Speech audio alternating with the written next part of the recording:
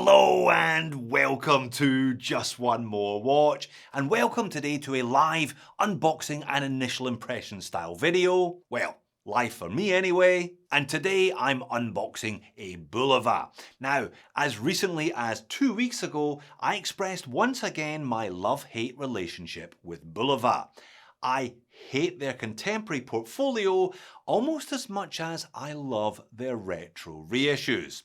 Thankfully, it's a retro reissue today, specifically the Super Seville Deluxe, a visual one-for-one of a Super 70s Bulova with a little bit of a whiff of Rolex about it. Bulova have reissued it for 2024 and they've dropped in one of their fantastic precisionist movements into it, the one with the sweep that is smoother than any Rolex on the market. Now, I did not just buy this watch, but I know a man who did. Thank you again, Chris. Chris most recently loaned me his Laurier Neptune Mark IV, which I unboxed only last month. It looks like Chris has been on a bit of a spending spree of late. Thanks again, mate. Very much appreciated. So, were Bulova right to bring this one back, or was it best left buried in the 1970s? Let's flip the camera and find out. Alright, we got a live one, proper unboxing here today. Look, here is the box. Before I open it though, let's talk price and let's talk about the ridiculous pricing situation that is occurring in Australia with Citizen Group products. Here is the green Bulova Super Seville on the official Citizen Bulova website here in Australia. It is 1,099 Australian dollars full retail, but look, it's sold out. Why is it sold out? It's sold out because Bulova have shipped all of their stock to the online retailers like StarBuy, who actually sell their products at realistic prices.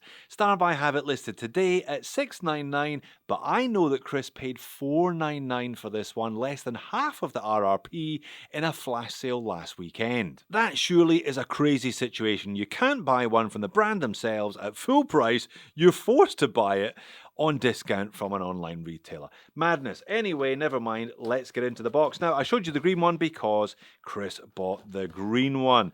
There's 4 available colours at the moment. There's green, there's blue, there's silver, and there's gold. I reckon green is probably the pick. I'm not a big blue watch guy, and a gold watch, a gold Bulova 70s retro reissue, really, you're jumping 2 feet first in to go for the gold. So yeah, I would have gone for the green had it been my choice as well. There it is. Yeah, green. It's a nice shade of green too. And you get a full 3-year warranty when you buy from an authorised dealer. Same as you'd get if you were actually able to buy it through the Bulova official website. I mean, at least Seiko, if you buy from their boutique, you get a 5-year warranty, so they are incentivizing it in some way, but makes no difference with a Bulova. And in case you're wondering, the official reference for this one is a 96B439. Unfortunately though, not too many stickers for us to peel here, not too many bracelet protectors, couple around the clasp, and then there's a couple on the dial and the case back. I guess probably the most important thing to do when purchasing a Bulova Precisionist is to remove that little yellow pin, because like I said, the sweep on the second hand here is smoother than you'll find pretty much anywhere else in the industry. If I pull this and then I press that, the second hand should not spring into life, it should sweep effortlessly into life. 16 ticks per second. That is twice as smooth as a Rolex or any other 4 Hz movement. Just gorgeous, and definitely one of the big appeals of the Precisionist line. So what are your thoughts then? What are your initial impressions, apart from obviously the smoothness of the sweep of the second hand? When you Google vintage Bulova Super Seville, you get a lot of these watches that look a lot like Rolex, hence my Rolex references in the intro. There's a bit of President in there, obviously, circular dial, traditional case. However, there are limited numbers that have TV style cases just like the reissue. Not sure about the yellow dial on this one though, that smacks of Mumbai special to me. So Bulova probably went in the right direction with this one then, releasing that 70s style TV case rather than a standard circular dial traditional case. just to dissociate itself from the Rolex present, the Rolex Datejust, etc. Even though fluted bezel, president style bracelet here, and Cyclops over the 3 o'clock day all definitely have a little bit of roller about them. The dial though, I must say, is very nice. Quite a lot of depth to it, quite a lot of richness, and yeah, it is a lovely shade of green. Let's do dimensions then, and may I respectfully request that you don't judge this one necessarily on one single dimension. Hang on for the wrist shots, because this style of case always wears very differently to its raw dimensions. So, you can't really call it diameter. Across the middle today we are 37.4. I think though it wears kind of like a 39, but you'll see that in just a second, so please hang on. Thickness is bang on 11, lug to lug super compact at 42. However, those first mid links are fixed and effectively push the lug to lug out to just under 48. Lug width definitely not applicable today. You are enjoying this bracelet for the duration of your ownership of the watch, because you ain't swapping it out for anything else. This one, as sized for me, is 126 grams, flat sapphire crystal, no anti-reflective undercoating, push-pull crown, 30 meters only. You know what's coming in the moans and niggles section later on. And Boulevard Precisionist 262 kilohertz movement in the back. We have one more sticker to peel. Well, actually two. There's a sticker on top of a sticker here, but let's peel the case back sticker off.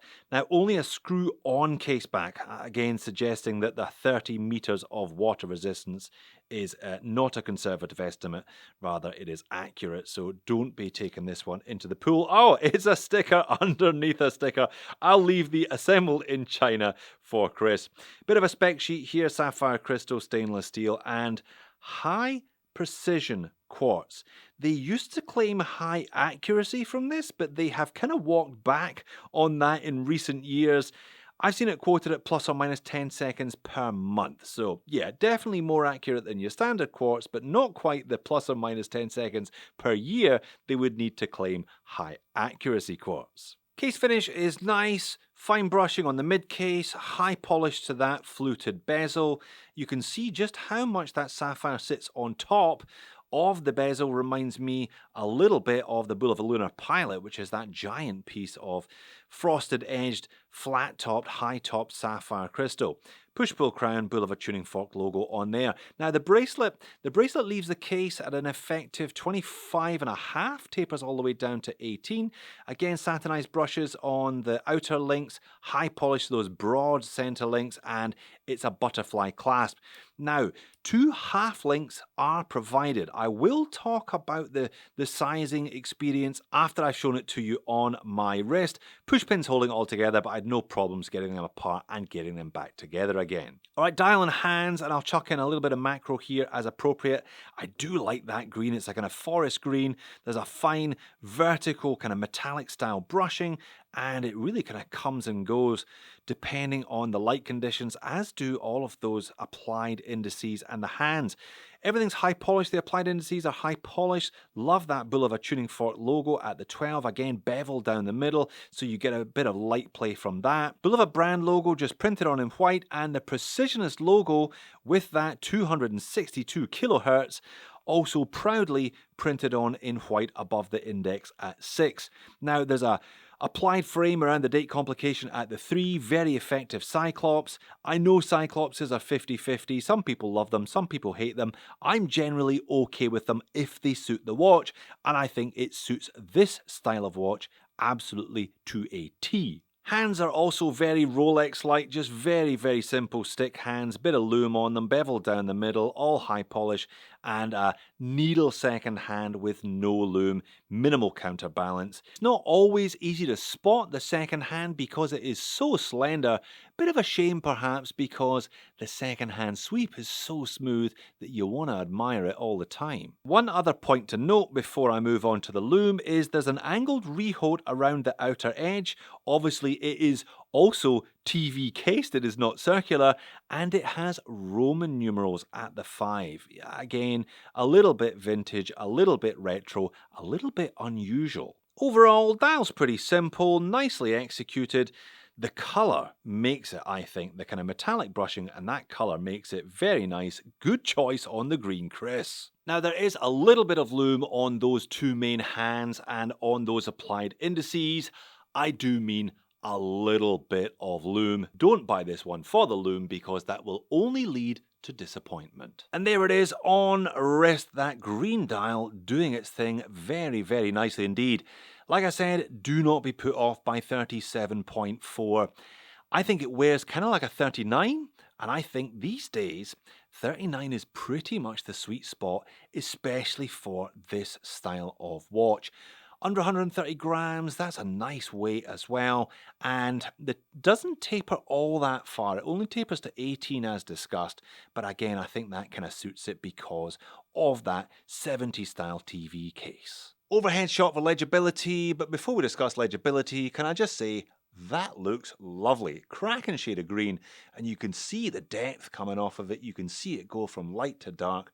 Very, very nicely indeed. Legibility is alright, by the way. The hands themselves are very slender, especially the second hand. So yeah, again, don't buy this one for legibility because that will only lead to disappointment.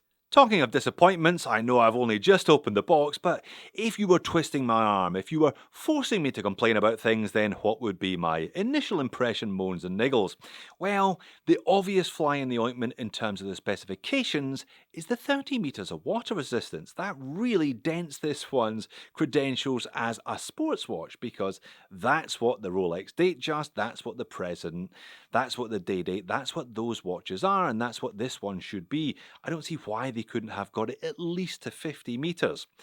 The lume also dents it. It's not too bad, but yeah, it's not as bad as the 30 meters. Now, the bracelet. I had to remove a lot of links. This many links to be precise. Now, as a positive, that means if you've got an 8.5-inch wrist, you should be well catered for. However, if you have much less than a 6.5-inch wrist, you're going to be taking all of these links out. I've only got one full and 2 half links left to play with. And I'm just not convinced that that precisionist logo really suits this 70s style of watch.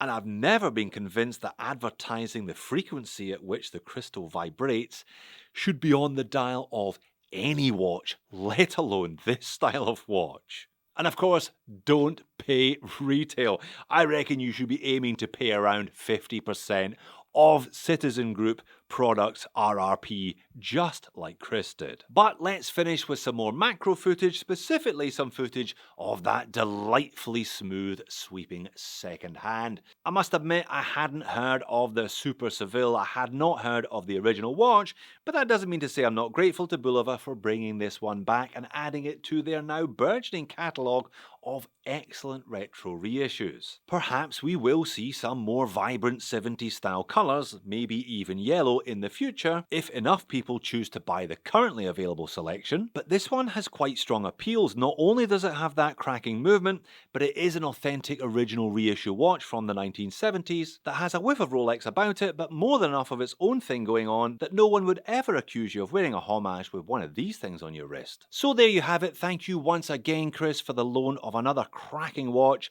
If you want to see a couple more Bulova retro reissues, take your pick. Thanks for watching this one. I'll see you again in the next one.